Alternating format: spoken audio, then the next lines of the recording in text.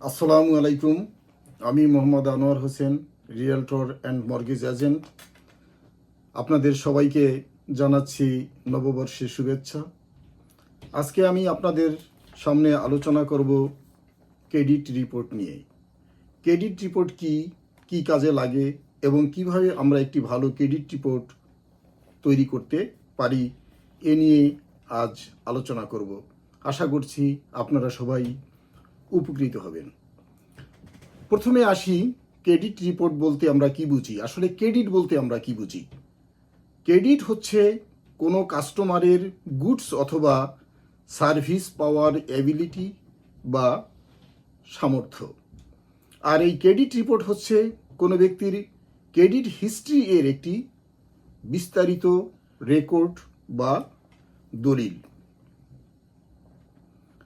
আমাদের কানাডাতে কিছু এজেন্সি এই ক্রেডিট রিপোর্টকে সংরক্ষণ করেন, তার মধ্যে ইকুইফ্যাক্স এবং ট্রান্স ইউনিয়ন অন্যতম। তো যাই হোক, এই ক্রেডিট রিপোর্টের মধ্যে কোন কোন বিষয়গুলো থাকে, এর মধ্যে আমরা দেখতে পারবো কোনো ব্যক্তির বরোয়িং এবং repayment habits, credit accounts, outstanding debts, inquiries made on credit এবং any records of bankruptcies or collections. এখন আমরা এই ক্রেডিট রিপোর্টের মধ্যে মূলত কি কি জিনিসগুলো থাকে সে নিয়ে আলোচনা করব। ক্রেডিট রিপোর্টের মধ্যে মূলত পার্সোনাল ইনফরমেশন থাকে, যেমন কোনো ব্যক্তির নাম, ঠিকানা, ডেট অফ বার্থ এবং এমপ্লয়মেন্ট হিস্ট্রি। দ্বিতীয়ত যে জিনিসটি থাকে, ক্রেডিট অ্যাকাউন্টস। এই ক্রেডিট অ্যাকাউন্টের মধ্যে আমরা লক্ষ্য করব লোন, ক্রেডিট কার্ড এর ব্যালেন্স এবং ক্রেডিট লিমিট এবং payment history. Number 3, public records. Public রেকর্ডের মধ্যে যে জিনিসটা লক্ষ্য করা যাবে সেটা হচ্ছে কোনো ক্লায়েন্ট বা কাস্টমারের ব্যাংক্রাপসি, লিয়েন্স অথবা কোনো কোর্ট জাজমেন্ট আছে কি না। চতুর্থত আমরা যে জিনিসটা দেখব যে ক্রেডিট ইনকোয়ারিজ। কোনো ক্লায়েন্টের বা কোনো কাস্টমারের জন্য কোনো প্রতিষ্ঠান বা কোনো ব্যক্তি ক্রেডিট পুল করেছে কিনা বা ক্রেডিট ইনকোয়ারি করেছে কিনা, আমরা এই জিনিসগুলো দেখতে পারবো। এখন আমি যে জিনিস নিয়ে আলোচনা করব সেটা হচ্ছে আপনার এই ক্রেডিটের গুরুত্ব নিয়ে। দেখুন, কানাডাতে যদি আপনার স্বাস্থ্য নষ্ট হয়ে যায়, তাহলে এই স্বাস্থ্যকে আপনি প্রপার এক্সারসাইজ এবং মেডিকেশনের মাধ্যমে বা ট্রিটমেন্টের মাধ্যমে আপনি রিগেইন করা সম্ভব। যদি আপনার মানি লুজ হয়ে যায়, তাহলে কঠোর পরিশ্রম মাধ্যমে আপনি সেই আপনার মানিকে আপনি রিগেইন করতে পারেন বা লসকে আবার প্রফিটে রূপান্তরিত করতে পারেন। কিন্তু যদি আপনার ক্রেডিট লুজ হয়ে যায়, তাহলে আপনার এটা প্রায়ই অসম্ভব হয়ে দাঁড়াবে আপনার জন্য। তাই এই ক্রেডিটের ব্যাপারে আমাদের সবাইকে সতর্ক থাকতে হবে এবং খুব কেয়ারফুল হতে হবে। তো যাই হোক, এই ক্রেডিট রিপোর্ট প্রথমত কোনো ব্যক্তির ক্রেডিট অর্ডিনেন্সকে ডিটারমাইন করে। লেন্ডার্স যেমন ব্যাংকস অথবা মর্গেজ প্রোভাইডার্সরা আপনার রিপেমেন্ট করার অ্যাবিলিটি আছে কিনা এটা নির্ধারণ করে আপনার ক্রেডিট রিপোর্ট মূল্যায়নের মাধ্যমে। দ্বিতীয়ত, ক্রেডিট রিপোর্ট প্রভাব ফেলে আপনার লোন অ্যাপ্রুভালের উপর।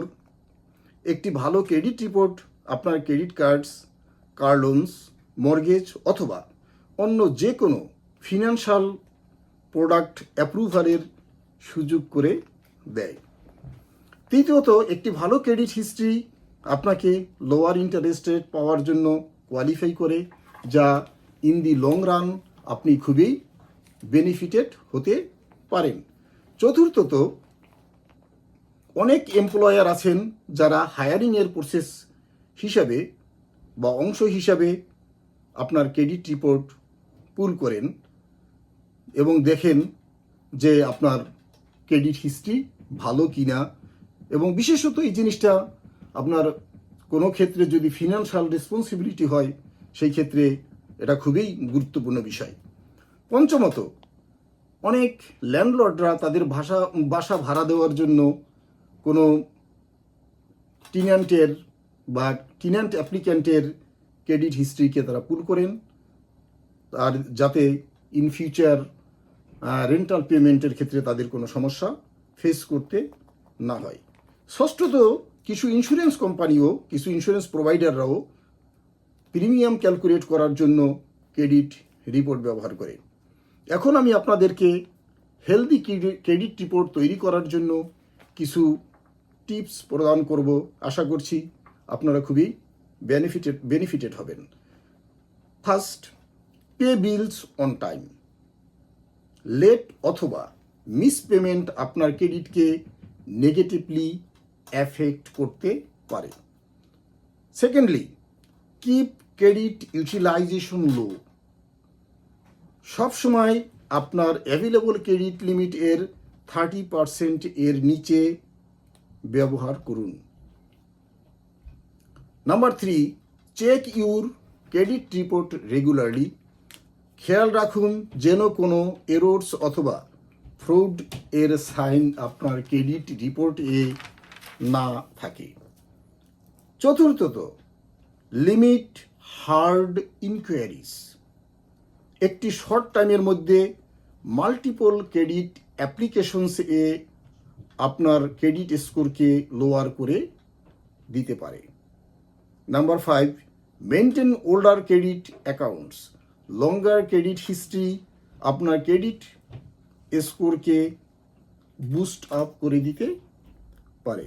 সে যাই হোক, কানাডাতে আপনি বছরে একবার ফ্রি ক্রেডিট কপি পেতে পারেন ইকুইফ্যাক্স অথবা ট্রান্স ইউনিয়নের কাছ থেকে। আপনি নিয়মিত আপনার ক্রেডিটের খেয়াল রাখুন এবং একটি healthy credit history, credit report গড়ে তুলুন আপনার ভবিষ্যৎ বা বর্তমান সফলতার জন্য। আপনাদের যদি রিয়েল এস্টেট অথবা মর্গেজ সম্পর্কে বিস্তারিত অন্য কোনো প্রশ্ন থাকে, আপনারা যে কোনো মুহূর্তে আমাকে কল করবেন। আমার ফোন নাম্বার হচ্ছে 647-807-7875। Thank you, have a nice day. Wish